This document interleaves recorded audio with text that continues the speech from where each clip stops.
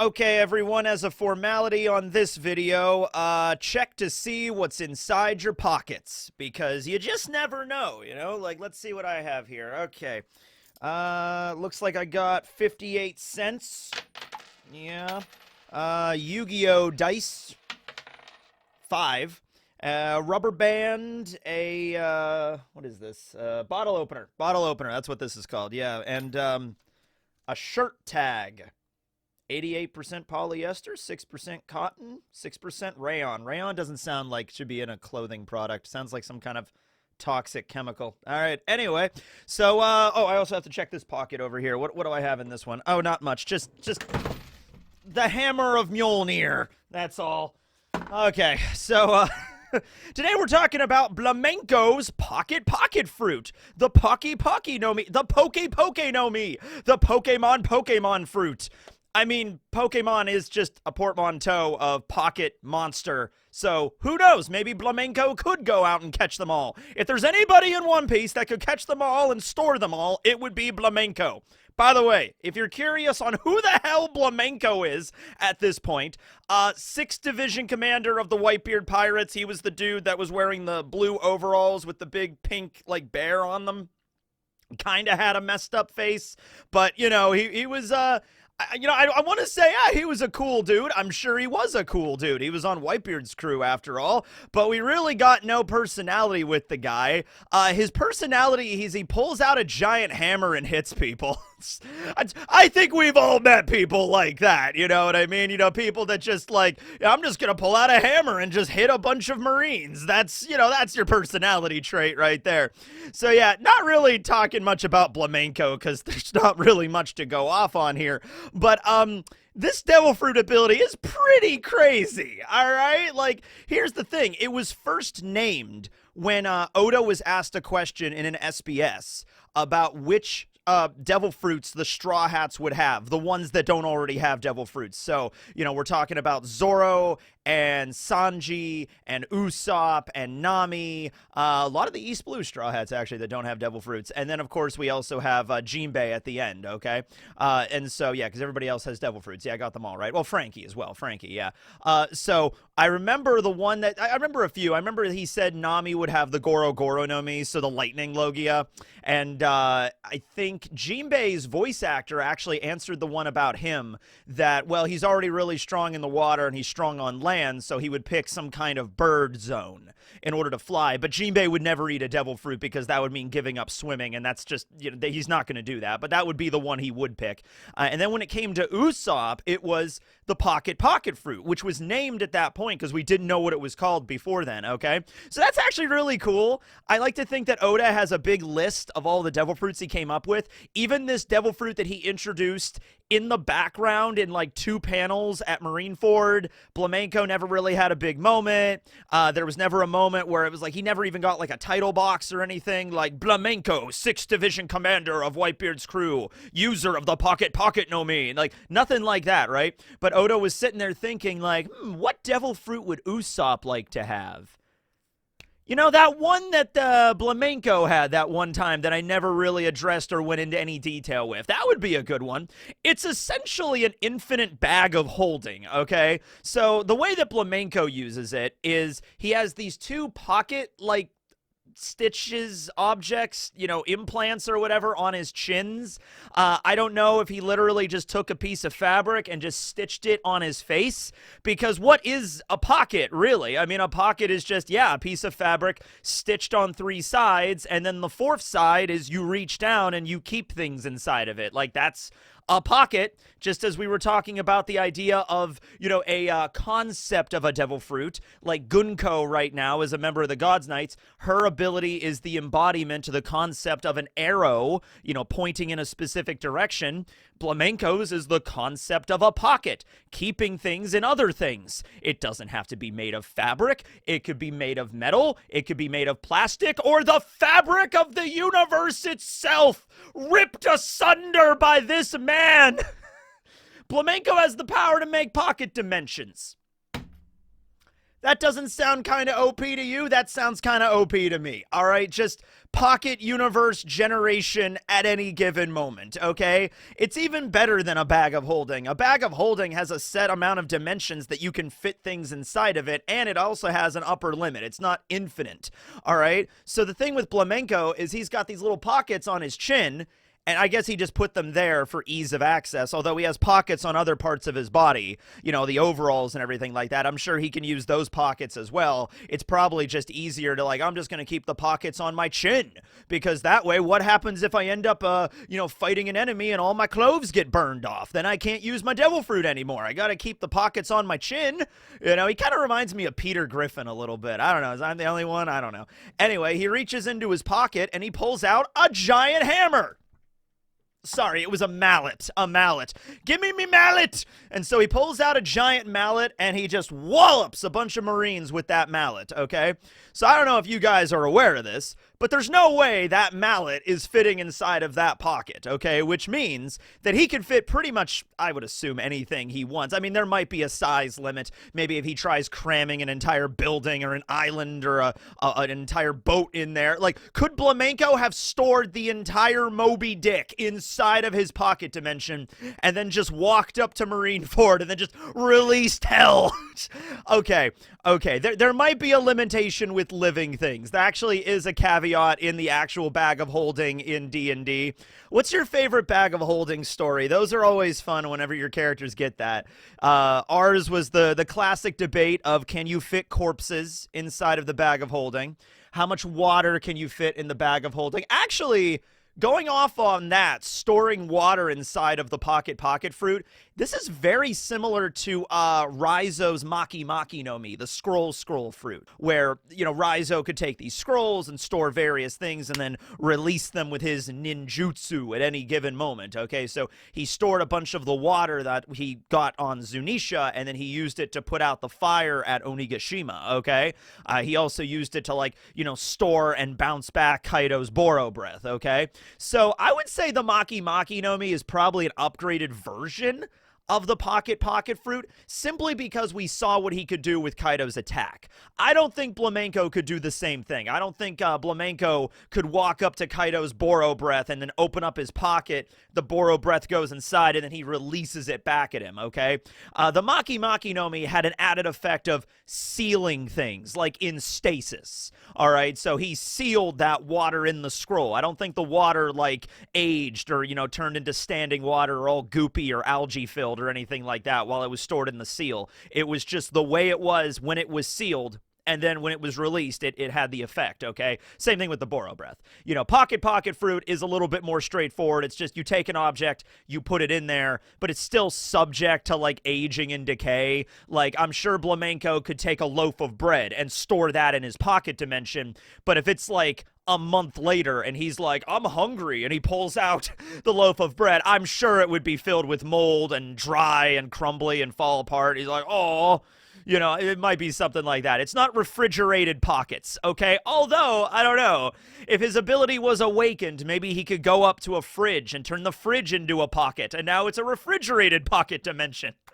Maybe, I don't know. But still, the added benefit of being able to fit pretty much any sized object within reason inside of your little pocket dimension and then pull it out whenever you want. The only time we see him use it is, like I said, pulling out his big-ass mallet. But dude, he could fit, like, a bunch of stuff in there. Like, Curiel, he's the 10th Division commander. He uses all those guns. You know, Blamenco could just store an entire arsenal of these guns inside of his pockets, pull them out at any given time, give them out to Curiel, hand them out to the rest of the crew if they need extra weaponry. That'd be pretty handy. You know, before I said maybe he can't store the entire Moby Dick in there, but he could probably store other things like rowboats and sailboats inside. He's like, we need to make a quick escape, guys.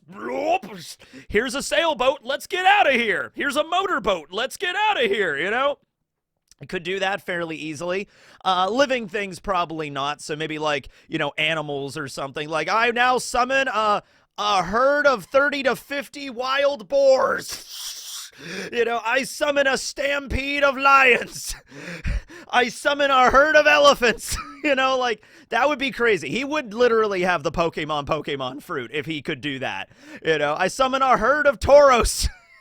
Yeah, probably can't do that. So let's keep it back on living objects. But the reason that Usopp, this is the fruit that he would have, is, I mean, if you think about it, Usopp with an infinite satchel, he could have beaten Luffy. He could have beaten Doflamingo. He could probably beat one of the admirals if we're being straight up here. Usopp with infinite pocket space, that's a pretty big bonus to his character, okay? Think about it. Infinite ball bearings. How the hell is Akainu gonna fight against Usopp when there's infinite ball bearings on the floor?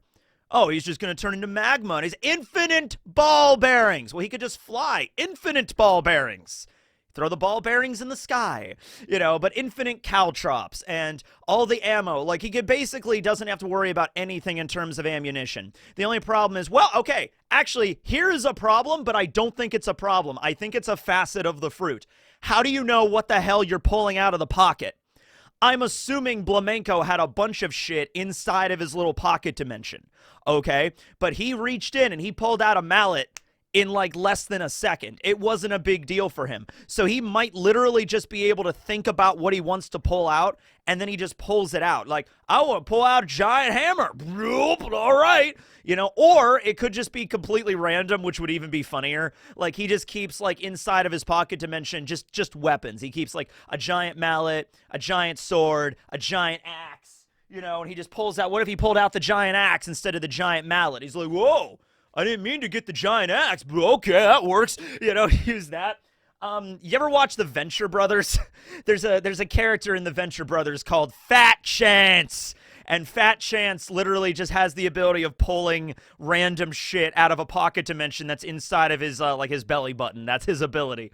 All right, and he just, like, and it's just, like, sometimes he pulls out, like, is that useful? I don't know, sometimes it is, sometimes it isn't. That's the idea, right? But, no, it seems Blamenco can choose what he pulls out. Maybe there's a little bit of a difficulty curve. Maybe you got to learn the fruit a little bit to really control it.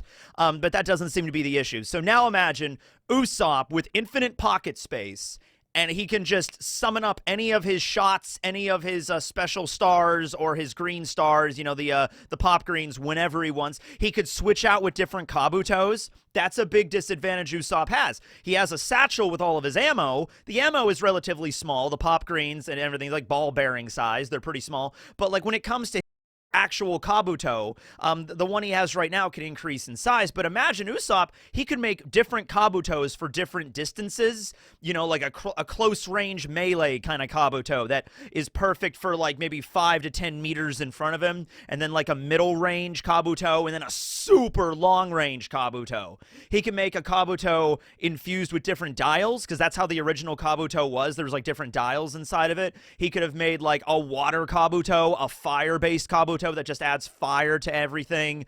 You know, I just finished playing Castlevania Harmony of Dissonance for the Game Boy Advance, and I always loved the mechanic in that game where you get the sub-weapons in Castlevania, but Juice's ability is a little bit, you know, different, so he can add spells on that. So, like in Castlevania, you can get the dagger, where you can get lightning dagger, fire dagger, wind dagger. You know, you can just add different abilities onto that dagger to get different effects. I thought that was really cool. That could basically be what Usopp does. He could be like, today I'm going to use the lightning dial Kabuto. Every single shot I fire is going to add electricity to it. So then he fires, you know, the Midori Boshi Venus flytrap thing, and so you have a lightning, like, electrified Venus flytrap come out and, like, attack you, you know? Like, the possibilities are endless there. And then, like, I mean, Blamenco is like a physically strong dude, so he's able to lift a huge hammer like that, but like Usopp could literally pull out his 10-ton hammer, his trademark 10-ton hammer whenever he wants. It's still fake. It's still like an inflatable one, but think of all the tricks. Think of not even all the actual weapons he could hide in his pockets. Think of all the gags, all of the subterfuge, the intimidation factor that he could do. He could pull out the 100-ton hammer whenever he wants. He could, like, I have an army of 8,000 men. Now, he can't store 8,000 people inside of the pocket, but what if he pulls out, like, a bunch of cardboard cutouts of people, or a bunch of, like, inflatables, and he just throws around the battlefield, like, you're surrounded by 10,000 men! He just goes all Macaulay Culkin with it in the original Home Alone, like, with the, you know, the little, like, the fake animatronics, or, like, pulls out a bunch of mannequins and just has them out there, and people are like, holy crap, it looks like he has an army! You know? Maybe puts a gun in there, because Usopp, if that's Usopp's final resort. He's like, I'm all out of slingshot ammo. I'm going to pull out a gun. You know, like, that's Usopp's final weapon. Sniper rifle, okay? Oh, man, all the stuff he could fit in there. Frankie would have use of that, too. I mean, Frankie's Devil Fruit. I can't remember what Oda picked for Frankie's Devil Fruit. But I'll tell you what right now, Frankie would also take massive use of this. Especially, oh, man, like, I don't think he could fit the whole Sunny in there. Let's say there is a size. But, like, let's say he could fit, like, the Mini Mary in there easily. They could take the Mini Mary onto an island, and then Usopp could just pick it up and then just compress it into his pocket for later, so it's safekeeping. We would assume anything that's in the pocket is relatively safe from external damage, okay? Like all of Blamenco's stuff. Oh, that would suck if you get unconscious, like if you get knocked out and all of the pocket stuff just explodes out of you. I don't think that's how it works. We didn't see that's how it works. So then again, we only saw it like one time, but that would be a pretty big disadvantage. If you got knocked out, all of the stuff inside gets like just ejected immediately. Then there's the whole, it goes into another thing with the bag of holding. What happens if you put a bag of holding into another bag of holding? Or if you open the bag of holding and it just, everything it ejects out of it, right? What happens if you put a pocket in another pocket, if you're able to do that? That might break the entire thing. Well, we've seen there's pockets on Blamenco's body. So what if you make pockets on your hands and then you put one hand into one pocket and then you have the pocket on your other hand inside of that pocket? It just causes a rift in the space-time continuum, I guess. I guess that's all that happens there. The awakening of the pocket fruit, I kind of said what it would be earlier. You turn the entire area into a giant pocket, so you could turn random objects into pockets. You go up to a dresser, and now that dresser is a pocket. Your bed now becomes a pocket. A refrigerator becomes a refrigerated pocket. The oven becomes a hot pocket. Hot pockets! I have never eaten a hot pocket. I feel like my life is genuinely better for that. My life is genuinely a better thing for not having to eat a hot pocket in my life. Yeah. But yeah, you can make a hot pocket. You know, he makes an oven pocket and he can store things in there that he could pull out that are fire-based. That'd be cool. Like, oh, especially if he could choose, like, which ones to put on his body. Maybe he could turn the oven into a hot pocket, put that on his body over here, and then have, like, an oven mitt in a regular pocket, and then reach in and, I made a delicious tray of cookies! No! You know, that actually, okay. Unironically, that would be cool if he could store objects as a pocket themselves. Like, not, like, reach into the oven, but let's say you go up to the oven, you touch it, the oven turns into an oven-shaped pocket, and then it goes on you, and then you could just pull out the oven as the effect whenever, okay? If that's making sense. Like, let me put it another way. Let's say you have, like, a walkie-talkie or a Den Mushi in the One Piece world, okay? You touch the Den Mushi, and then Den Mushi just turns into, like, a snail patch. You know, like, and you just put the snail patch on you like you're a member of the Boy Scouts or something, right? It just has, like, he's like, you win the Den Mushi badge. You know, you put that on there. So we are really going with Pokemon with it. But now that patch, that pocket, has the effect of a Den Mushi. So you don't even have to, like, turn it back into a Den Mushi. You just, like, touch the pocket, and now you have the effect of the Den Mushi on that pocket. I guess that might not be... I guess that wouldn't be so much of a pocket fruit ability. That would be more of like a patch fruit ability. Like, you can turn things into patches and put them on you. Patches! I could use some stinking patches. Anybody know the movie reference to that one? That's an obscure one, but it is actually unironically kind of one of my favorite movies. It's a really dumb movie, but I like it. Anyway, I feel like this one's kind of spinning its wheels at this point. But yeah, infinite pockets, pocket dimension... store pretty much anything. I'm trying to think of anything else like clever. Usopp would definitely use this ability in a more faceted way than I'm coming up with right now. I would probably... How would you use this ability? How would you use this ability? I would use it 100% to store my car. So if I was ever going out with friends or something, you know, it's just like, hey, man, we're going over here. It's like, okay... Well, I'm driving. All right, that's great. I'm going to bring my car anyway. And I just go and take my car and put it in my pocket. So if I want to leave early, I could just pull out the. I could just pull. I'm not feeling this. I'm just going to head home, guys. Don't worry about it. Just pull out my car and then drive back. You know, that would make it convenient to have that. I guess I'd keep a boat in there and just like if I need to sail on the water at any given time. It's always nice to be prepared for every eventuality. That's what I would do. I would just keep everything in there for any eventuality. Like we're hanging out and we're kind of bored. Man, I wish we had board games right now. Oh, wait a minute. I have board games. I have Uno. I have Magic. I have Yu-Gi-Oh! You know, that's basically what I would use it for.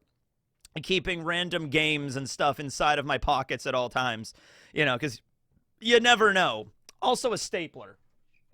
You never know when you need a stapler. You know, it's just sometimes you need a stapler, right? It would just be like it wouldn't be useful for combat. Like I would keep a sword in there. You know, why not, right? Like okay, you know, in case I need to have a giant sword, I'll pull out a katana or something like that, right? But like you're probably not going to use the katana. It's mostly just for like office supplies and various things in your life. But a calculator maybe, I don't know. So let me know what you would put in your magic pocket fruit. There you go. It also reminds me of that Pocket song, the one that I sang. Actually, I'm going to be bringing that up again when we get to the biscuit fruit, Crackers biscuit fruit, the Magic Pocket song. Pocket to no nakane wa biscuit to ga hitotsu. I kind of remember that still. It was like 5 years ago. I had that learn that Japanese children's like pocket song for that video, but we'll get back to that in a moment. All right. But anyway, that's the video on Blamenco's Pocket fruit. Pretty cool ability. And now we have come to the final episode, the final installment of Tree Facts. We have the letter Z, zebra wood, okay? It is native to West Africa, such as Cameroon and that area of like Gabon, that kind of general area of Africa. Now, despite the name zebra wood, the tree itself is not striped like a zebra, but the wood, the timber that is produced from the tree, is what's unique here. It creates a very coarse, interlocking grain of wood. You can see it right here. You've definitely seen zebra wood before, I'm sure, just because like it's used for like in various musical instruments for added flair. So if you ever go and you see a musician using a guitar or a drum or something that has that cool like zebra pattern, that's most likely from zebra wood. It's very challenging to work with, but when you do get it, it has like a very rewarding thing because it looks so damn unique. It's very hard and dense. It can moderately resist decay and pests. It's not the best at it, but it can. It's very heavy, which makes working with it or transporting it kind of difficult sometimes. But yeah, it's used for furniture. It's used for jewelry boxes and flooring. You know, it's like, I would like a floor made out of zebra wood. Ooh, how cosmopolitan. How fancy, right? So that's zebra wood. I had to end it out with zebra because zebra. All right, well, that's it. That's the end of Tree Facts. Now, at the very end here, I was thinking, oh, we need like some kind of musical number to like lead us out with Tree Facts, right? So I went on to try to find like a happy tree song. You know, not Happy Tree Friends, God no, but like Happy Tree song, you know, like I'm a little tree growing in the ground, you know, it's like something like that, right? So I was looking around. I found a tree song. It's not happy. It's not a happy tree song. It's from an anime that I'd never heard of back in like the mid-2000s called Kaiba. Not Seto Kaiba from Yu-Gi-Oh! That's the first thing I thought too. But no, the anime was called Kaiba. I have never heard of it. I have never seen it. I had no idea this existed. But in that anime, there's a song about a tree. And I gotta honestly tell you, it's rather somber. It's a kind of somber, very sad kind of song. But I'm listening to it, and it's rather beautiful. Like, it's one of those. So it's gonna kind of put you in a headspace, but like, I'm telling you what, it sounds eerily beautiful is the best way for me to put it. So, yeah, let's, and I thought also it probably would, that works better than a happy little tree song. Here we go, the end of Tree Facts. Unless it gets demonetized, in which case I can't play it. But I'll put a link. I'll put a link to the video if nothing else. Okay. Here it is.